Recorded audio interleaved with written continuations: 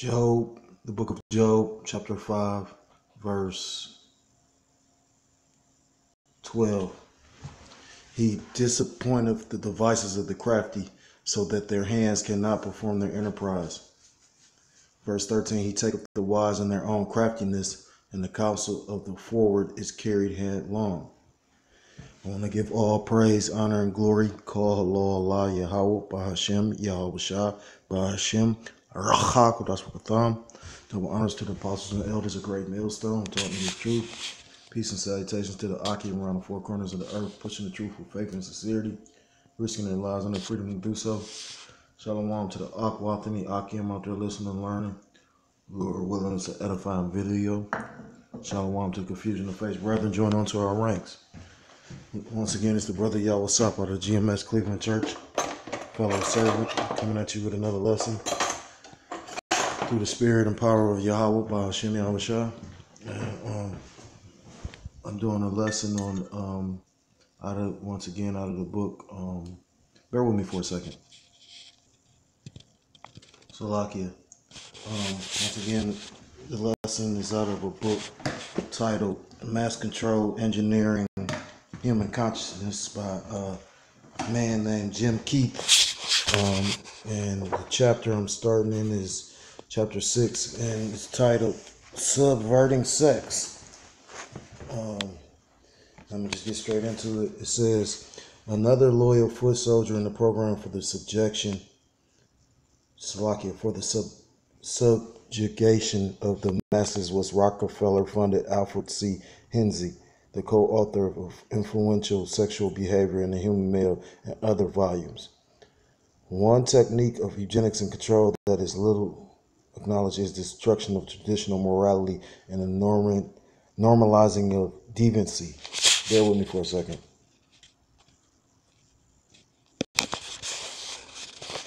Continuing, says, Kinsey studied at the Bussey Institution at Harvard in the 1920s, at the time a hotbed of eugenics research, then moved on to teach at Indiana University, where his work in cultural deconstruction would ultimately succeed in decimating American sexual mores, help to fragment the American family, and lead a population still more vulnerable to reproductive, cultural, familial, and mind programming.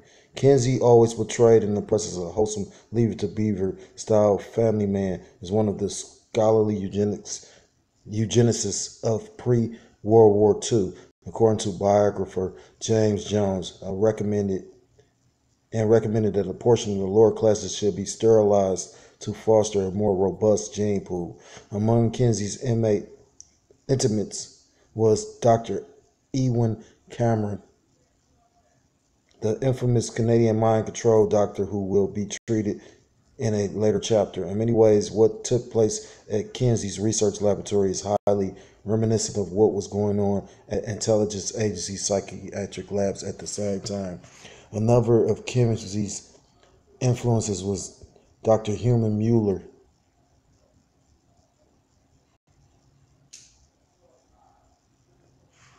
a colleague at Indiana University. Mueller, who had begun receiving Rockefeller funding from the National Research Council in 1925, received a Guggenheim grant in 1932 to pursue his work in the genetics department of Rockefeller funded Kaiser Wilhelm Brain Research Institute in Berlin. Mueller studied under Ernest Rudin, who was to become the head of the Nazi Racial Hygiene Society. One of the benefits of Rudin's policy for the extermination of hereditary undesirables was that it provided a continual harvesting of fresh brains for the Kaiser Wilhelm Institute's Brain Research Division. Bear with me for a second. This is the book of Micah, chapter 2, verse 1. Woe to them that devise iniquity and work evil upon their beds. When the morning is light, they practice it because it is in the power of their hand. And who has the power in their hand to pass these laws to actually promote homosexuality, to tell you that it's okay to actually a man to marry a man and a woman to marry a woman, or to actually change up your body parts, to say as if like the Most High got it wrong, and basically, you know, you feel this way because, and it literally tells you in the book of Romans, I'm not going to get it, but it says that, you know, the Most High gave them over to their own lust. So that was within you, you know what I mean? I believe it's Romans, the first chapter, maybe around the 25th verse.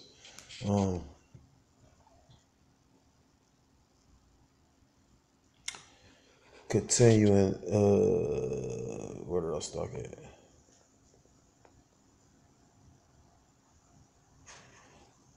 According to Roderick Gorney in his book, The Human Agenda, the more radical method of genetic intervention is called positive eugenics.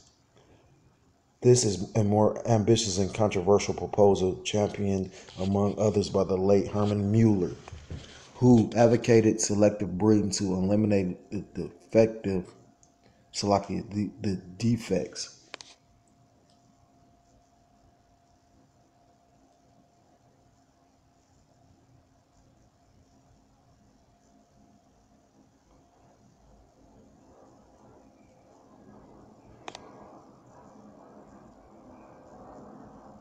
Salakia, I lost train of thought.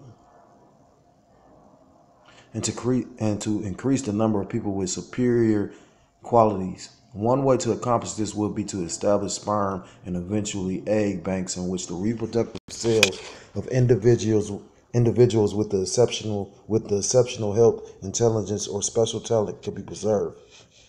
These could then be used by people who want to produce children with better endowments than would result from their own genes.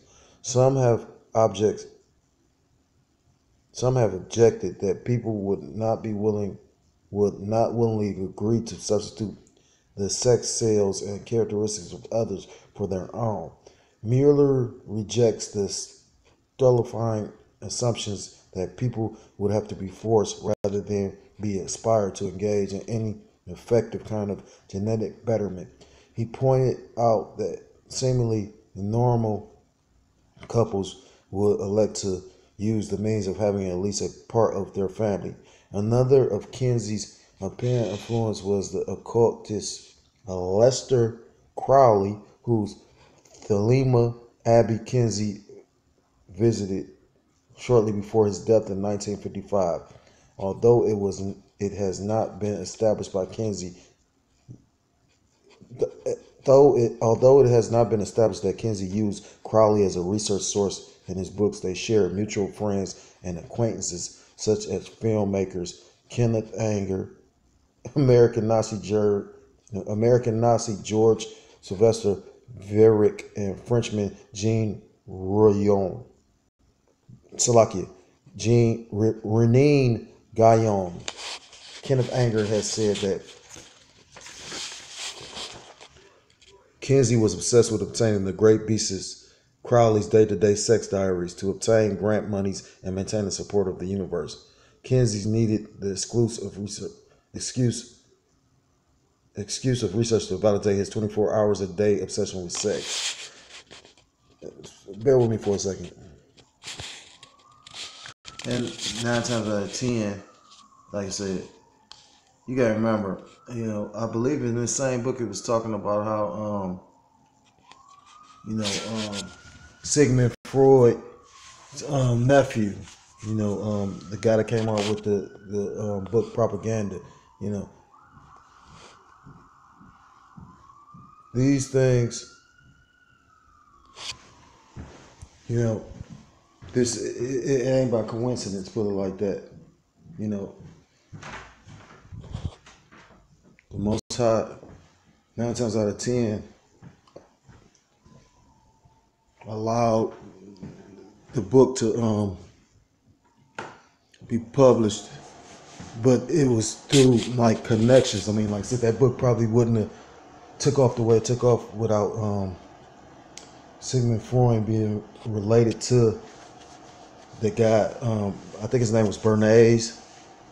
You know, and 9 times out of 10, he was a part of the secret society. You know, that was the point of the Da Vinci Code with the granddaughter. You know, man, the grandfather basically taught, because they pass it on, knowingly or unknowingly.